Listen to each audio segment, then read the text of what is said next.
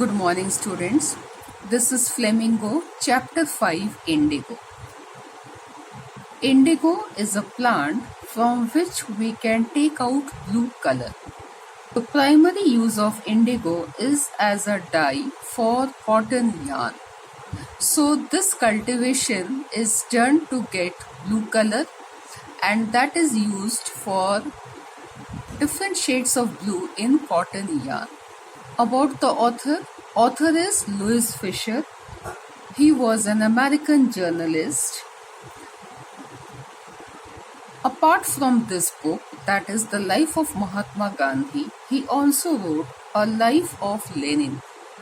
He was awarded by National Book Award in 1965. This chapter, Indigo, it is a real life account of Mahatma Gandhi's life. And it is the part of the book that is the life of Mahatma Gandhi. Some part has been taken from that book. It's not the complete book which is given in your text. And with this, we go to that time when India was under Britishers. And we need to go at least 1 century back according to the background of the story. We feel very proud that we have taken birth in free India. But maybe our grandparents were not so lucky. India was under Britishers for a long period of time, and they extracted things from India to any extent. And when they left our country, our economy had totally gone down. Freedom was not so easy. It was the sacrifice made by many freedom fighters of our country. Some of them, like Chandrasekhar Azad, Subhas Chandra Bose, Lala Lajpat Rai, Bal Gangadhar Tilak, Mangal Pandey, Bhagat Singh, Rani Lakshmibai, Sarojini Naidu, and many more. Because of their long struggle, sacrifice, today we are breathing in free India. So the story begins when I first visited Gandhi in 1942. Now I first visited. This is author. Okay. Now in the very first paragraph you have 2 years. One is 1942 and the other one is 1917. 1942, at that time the author is writing this story. And Mahatma Gandhi is telling the incident that took place in 1970. So that's why 2 different years are given in the same paragraph. When I first visited Gandhi in 1942 at his ashram in Sevagram in central India, he said, "I will tell you how it happened that I decided to urge the departure of British." It was in 1970. Now Mahatma Gandhi is telling about the incident that took place in 1970 to the author.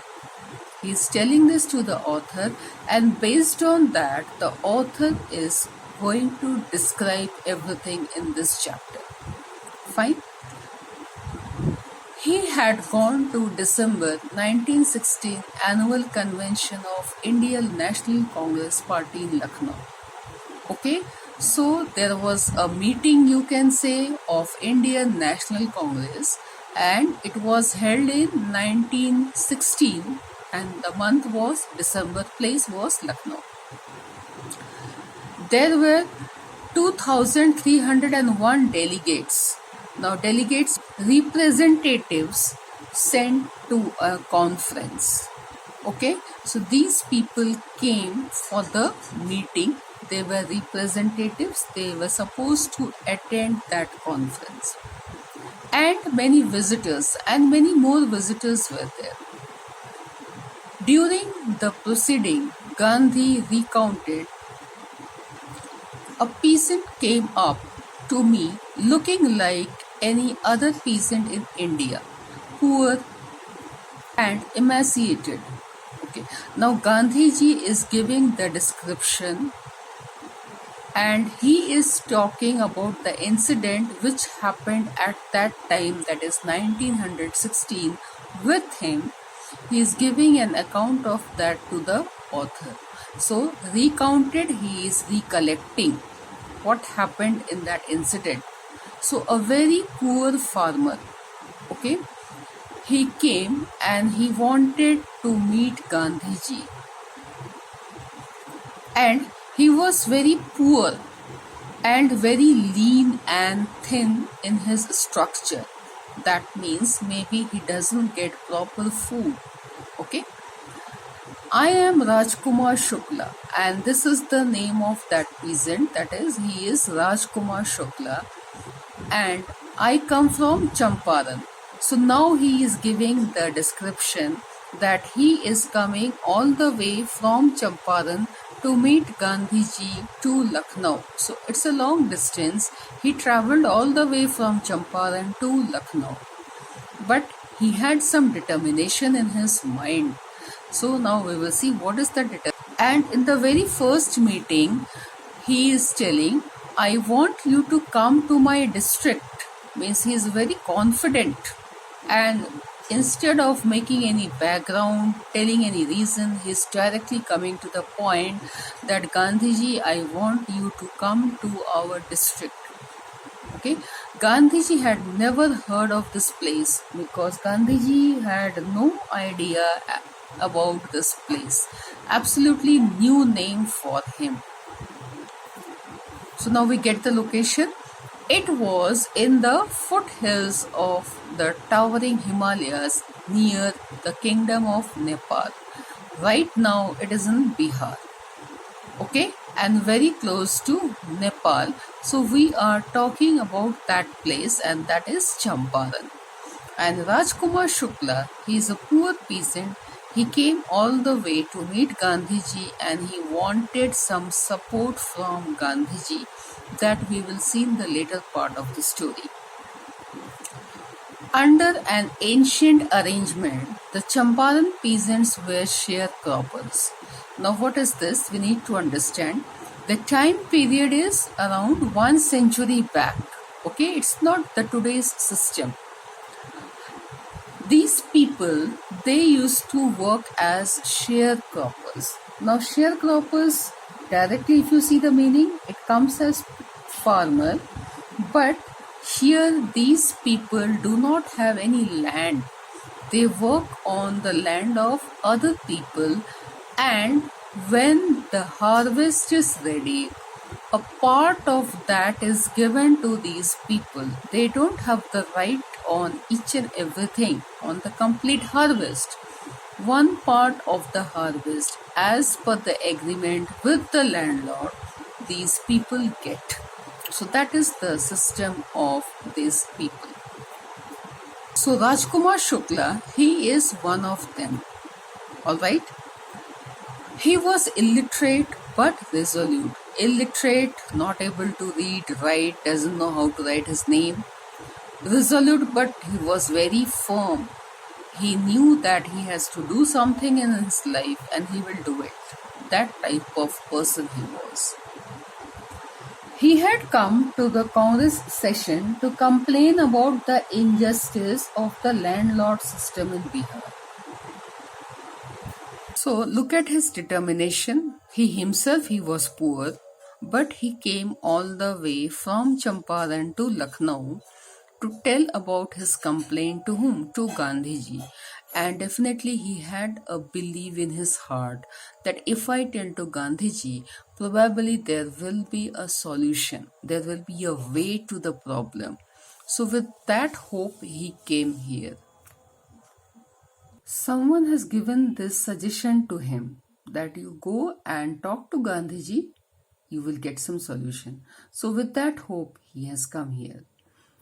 Gandhi told Shukla he had an appointment in Kanpur. Now this is today's Kanpur. At that time it was under Britishers, so this word is written as Kanpur. And was also committed to go to other parts of India. So Gandhiji had a lot of traveling. He used to go and attend different sessions, different conferences, different meetings. Shukla accompanied him everywhere. He was so determined, Shukla, that wherever Gandhiji was going, he was going along with Gandhiji. Then Gandhiji returned to his ashram near Ahmedabad. Shukla followed him to the ashram. So he had a lot of guts, lot of patience, and strong determination that if I am after Gandhiji, definitely I am going to get something. For weeks, he never left Gandhi's side. Fix a date. Now, finally, he came to the point. I won't leave you, Gandhiji. You give me a date when you will come to Champaran. Otherwise, he will be after Gandhiji like that. Okay? And this kind of attitude of Rajkumar Shukla, it impressed Gandhi because such a strong, determined person who wants his work to be done, he will definitely do something for Rajkumar Shukla. So that came in Gandhiji's mind. Or you can say he was very successful in giving a complete brainwash to Gandhiji. Yes, we are already in problem. You can't leave us. Impressed by sharecroppers' tenacity and the story, Gandhi said, I have to be in Calcutta on so and so date. Come and meet me and take me from there. Now, Gandhiji, he had no idea about Champaran. He had never gone there. So, what he said that I'll go to Calcutta. So, from there, I will come to your place. Here, tenacity. That means firmness, strong willpower. Months passed. Shukla was sitting on his haunches at the appointed spot in Calcutta. When Gandhi arrived, he waited till Gandhi was free. Okay. Sitting on his haunches, here the sense is desperately waiting, eagerly waiting, exactly waiting at the same place, same location, what Gandhiji has told him. Okay, so a kind of strong determination is reflected here. So he was waiting for Gandhiji. He waited till Gandhiji was free. Now in Calcutta, Gandhiji had many meetings to attend.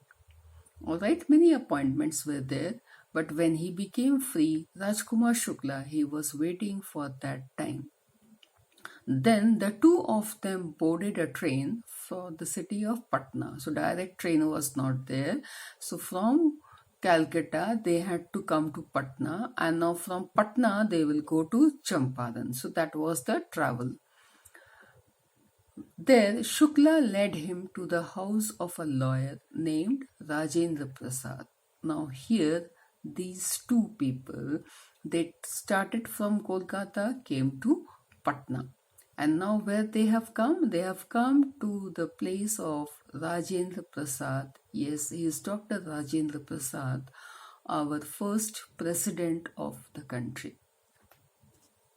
So when they came to Rajendra Prasad's place, he was not there. Okay, so the servants, now they are treating Shukla and Gandhiji. Now you will see how they are treated. Shukla, his appearance was just like a farmer. He was a farmer. And Gandhiji's appearance was also like that. He was very humble, down to earth person. So looking at his dress, looking at his attire, looking at his get-up, the servants could not understand who actually he is. But the servants knew Shukla was a poor yeoman who pestered their master to help the indigo sharecroppers. Now these servants, they knew Rajkumar Shukla. Maybe they had interaction before this also. You have a word here, yeoman, that you can take it as farmer. Then you have the another word is pestered. Now pestered here is asking something many times, and in due course of asking, you make the other person feel very annoyed. So that is the sense here, pestered. So Rajkumar Shukla, He used to ask for something again and again, and the other people used to get annoyed, irritated. So the servants knew very well why Shukla has come, because maybe he has gone there before also for the same problem. So they let him stay on the grounds with his companion Gandhi, whom they took to be another peasant. So that was the misunderstanding. And Gandhiji had no complaint. He stayed there like that in that given condition. But Gandhi was not permitted to draw water from the well, lest some drops from his bucket pollute the entire source. How did they know that he was not an untouchable? Now, here we find a very sad thing which was existing in our society, that is the system of untouchability. Now, what is this system? The people of lower caste, okay, are not allowed to use the same well where the upper caste people are taking water. Or you can say they are not allowed to mingle with the people of the upper caste. It's a very sad thing, but it was existing in our society at that time. So, if he will take out water with the bucket from that particular well, what will happen? If some drops of water go inside, the whole water of that well will be polluted because he belongs to a lower caste. So, for this reason, he was not allowed to take out water. He was not allowed to touch the bucket that they were using. Gandhi decided to go first to Muzaffarpur, which was en route to Champaran. En route here is on the way. Okay, so now just keep in your mind the movement: Patna, then Muzaffarpur, then Champaran. Because if you have to write any answer, you need to give the locations as per the text, which was en route to Champaran to obtain more complete information about conditions than Shukla was capable of imparting. Now here Gandhiji, what he planned, that he needs to go to Muzaffarpur and then to Champaran, so that he can collect a lot of information about the problem that is existing there. Because only depending on Shukla, he was not very confident, Gandhiji. He thought that I should take some other feedback of the problem from other people so that I can sort out. He accordingly sent a telegram to Professor J.B. Kriplani of Arts College in Muzaffarpur. Now, children, at that time, communication was not so easy like today we have. So, if they have to give any information which they need to pass very quickly, telegram was the only way of convincing that message. Now, as I told you, for Gandhiji, this was a new place. So, he was only known to J.B. Kriplani. So, he sent a telegram there that I am coming to visit so and so place. And how did he know him? They met each other at Tagore's Shantiniketan school. This is Ravindranath Tagore's Shantiniketan school.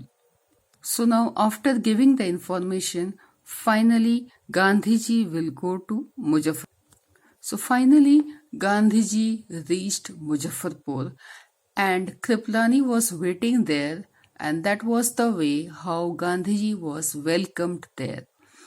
Large body of students, because he was a professor, so he came with his students also to welcome Gandhiji.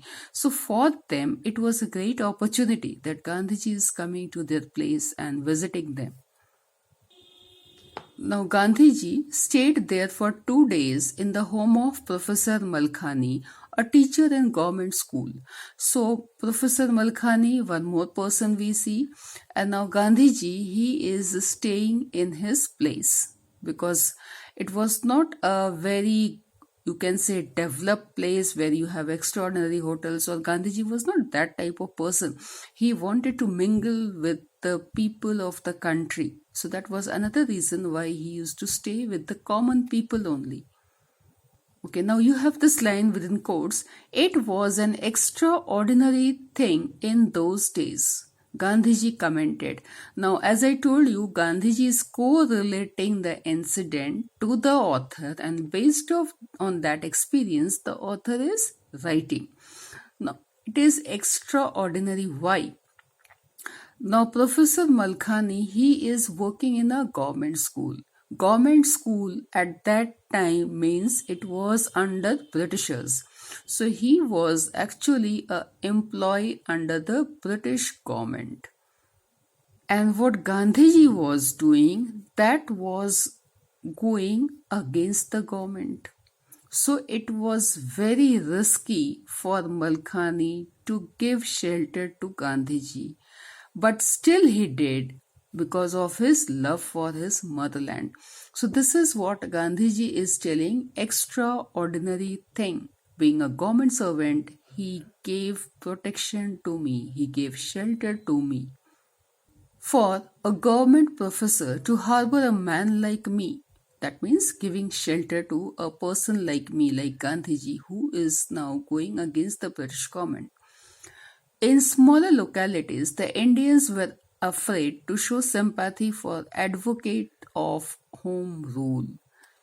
Now, Indian, they were suppressed by the Britishers at that time, and if somebody wants to say anything against, wants to go against the Britishers, showing sympathy towards them was as if you are going against the government, and any time you can be charged by whom? By the British government. So this was a problem for the people. But with all these problems, he gave his full support.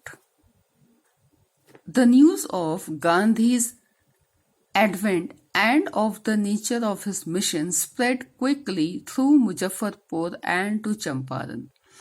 Now, this was a great news to the people of Muzaffarpur and Champaran that Gandhiji came to Muzaffarpur, he landed to Muzaffarpur, and the news was spread out immediately by the people from person to person.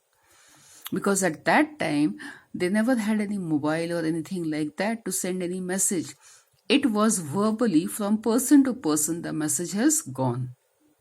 And the people were very happy because they were poor farmers. So they were very happy because they had this thing in their mind that if Gandhiji has come here, he will definitely do something for us. So that's why they were very happy. You have a word here, advent. Okay, note down the meaning.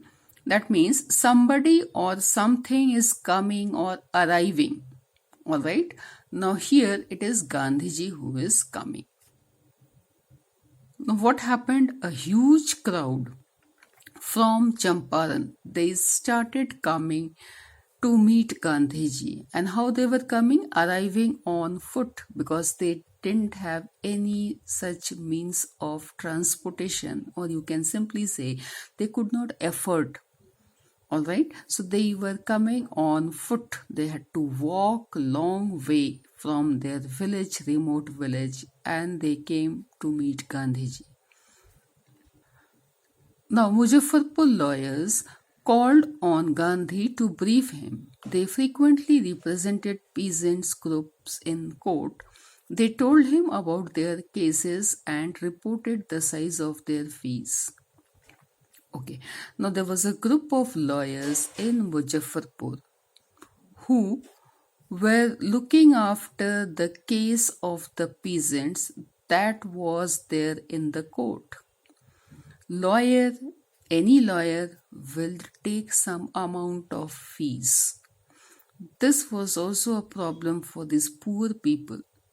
They don't have such income, or you can say such huge income, that after managing their food, they will manage the fees of the lawyers. So that was also a problem. Gandhiji, he wanted to know every detail. What is the role of the lawyers? What is the case? How much fees they are charging? Is it possible for the peasants to afford? So he wanted to know every detail. Gandhi chid the lawyers for collecting big fees from the sharecroppers. That means he was little annoyed. Okay, chid, you can note down the meaning. Criticize or blame somebody for doing wrong. Okay, he could understand that the farmers are very poor and paying such a high fee, it's not possible for them. He said, I have come to the conclusion that we should stop going to law courts. So Gandhiji, he understood the situation there, and now he is taking a decision that it's of no use going to court because a lot of money matter is involved there. Taking such cases to the courts does little good, where the peasants are so crushed and fear stricken. Crushed here is suppressed. They don't have any voice. They cannot say anything. They cannot fight for their right. The problem is that fear stricken, that means frightened. Law courts are useless. So when Gandhiji reached there, when he studied the situation, he analyzed the situation, what he understood that these people, they have been suppressed like anything, that they have lost their self-confidence and they're feeling so scared that they cannot do anything in their life. So first thing is they should come out of that fear. They should have confidence in themselves that whatever they are doing, that is correct. That confidence should be there. Self-confidence. The real relief for them is to be free from fear. So this is the first thing. Instead of going to court, the poor peasants should come out of the fear in which they were surviving. Fear of the Britishers, fear of the landlord, fear of the upper class people existing in the society. Most of the arable land in Champaran district was divided into large estates owned by Englishmen and worked by Indian tenants. So what was the structure there? What was the scenario? Arable land means that is suitable for cultivation. And this land was owned by Englishmen. So the most suitable land for cultivation was actually owned by the Englishmen. You have a word here, estates. It means property, and property here, the sense is the land which is very suitable for cultivation. And worked by Indian tenants. So these poor Indian farmers, they were supposed to work on that land. The chief commercial crop was indigo. The landlords compelled all the tenants to plant 3/20th or 15% of their holding with indigo and surrender the entire indigo harvest as rent. Okay, quite important line. So what is the meaning here? The farmers, the poor peasants, they were asked to cultivate indigo. And what is the amount, quantity? The equation is 15%. Okay, they were supposed to cultivate indigo and surrender that harvest to whom? To the Englishmen as rent. And the rest of the harvest they can keep for themselves. And this was forcefully done. means indigo cultivation was not by choice, it was imposed on the farmers by the Britishers. And this was a long term agreement. So they have made the contract on pen and paper. Okay, so the Britishers were very clever so that these people cannot say anything or can't go against the Britishers. So that's all for today. The next part of the chapter you will see in the next video.